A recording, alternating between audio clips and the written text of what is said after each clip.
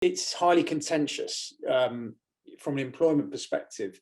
It adds another dimension. It's very personal having a vaccination, how you feel about the vaccination program, how you feel about the wider pandemic. There's various opinions out there. It can be quite divisive. And I think as an employer with a personal assistant, it's one of those relationships where your opinion and where you position yourself in that kind of spectrum of responses and views could very well deviate from your personal assistant. And that's very difficult and can be it's an area that, it's very emotive, and it can lead you into a situation where you would prefer your personal assistant to take one course of action. They're not particularly comfortable with it, and they would prefer not to. And that can be problematic. I think some of the key messages I want to get across today is, and I think this will echo what you've already been saying, is do seek advice. Don't feel that you're kind of in a corner and don't know how to respond. There is advice available for you. So if we just focus on as an employer, so as an employer, you have to instruct your personal assistants from time to time, and personal assistants, if that instruction is reasonable and proportionate, they're your employees. They're expected to follow that instruction. So unless if we think about vaccinations as an example of that, if for example you said, well, I want all of my staff to be vaccinated, and your personal assistant, well, I don't want to be vaccinated, clearly there is an issue to sort out. And what I would say, if you are in that situation, before you do anything else, is speak to who you need to speak to. You have a policy with us as an employer. So from a legal perspective, give us a call. Speak to one of our advisors about your situation.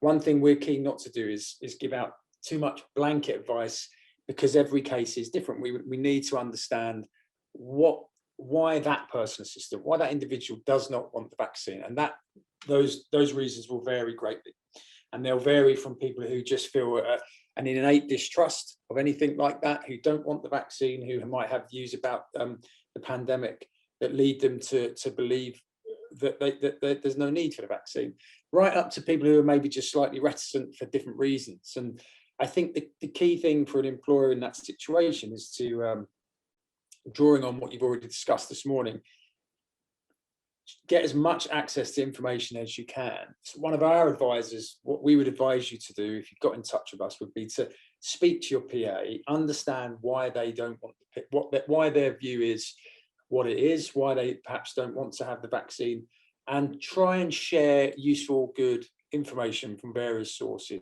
Give them the opportunity to explain to you why they don't want to have the vaccine, and have an open and honest conversation about that. Be absolutely clear on where they stand and where you stand, and see if there's any meeting in the middle. Another thing that I think Fergus was touching on, which I would also agree with, is let's take the vaccination out of the equation for a moment. What infection control measures have you got in place? So use this as an opportunity to review, how is your workplace COVID secure? How have you adapted to the pandemic? Not even with the, taking the vaccine out of that, we can support you with risk assessments that are specific to keeping you safe and keeping your employees safe.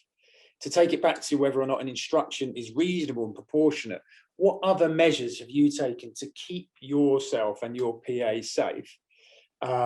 Will have a bearing as to whether or not it's reasonable to instruct them to have the vaccine. So we need to take a step back. We need to share information. We need to understand why our PA's position is what it is. Be open and willing to discuss it and have a dialogue. And then put that in the context of ask the question, why do you want them to have the vaccination? What's the reason behind it? Can we demonstrate that there is a realistic reduction in the risk to yourself if your PA has the vaccine? What's your reasoning for wanting them to have it? And again, the word balance has come up already. In employment, it will be a balance between those two things. In most cases, I have to say, it's very rarely going to be okay to mandate vaccinations in employment situations. Very rarely is it okay to mandate a vaccination. But in order to assess whether or not it's a reasonable instruction, you do need to measure up the risk to you, the risk to your PA, and that will include a kind of good, thorough look at what infection control measures are in place and why the risk is so specific to you, and what the PA's position is. What's the reason for them not wanting to have the vaccine? One thing I haven't mentioned is there are people who may not want the vaccine for, we have to be mindful of discrimination, for example.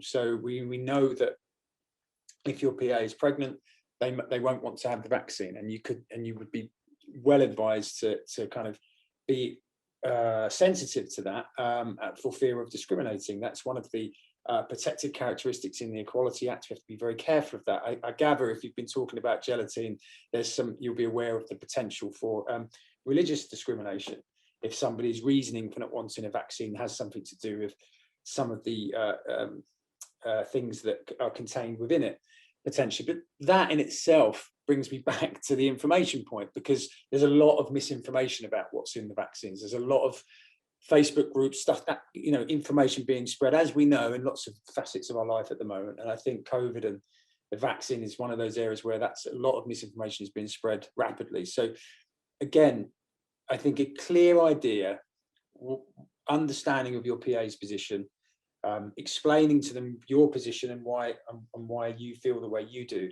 having that dialogue, but seeking advice and making sure that you're asking questions, using the legal advice service in conjunction with KCIL, who are there to support you. So you've got that local support on the ground, you've got the people that know you, you've got access to legal advice on the phone, via email, where you can talk to us and speak to us about your situation.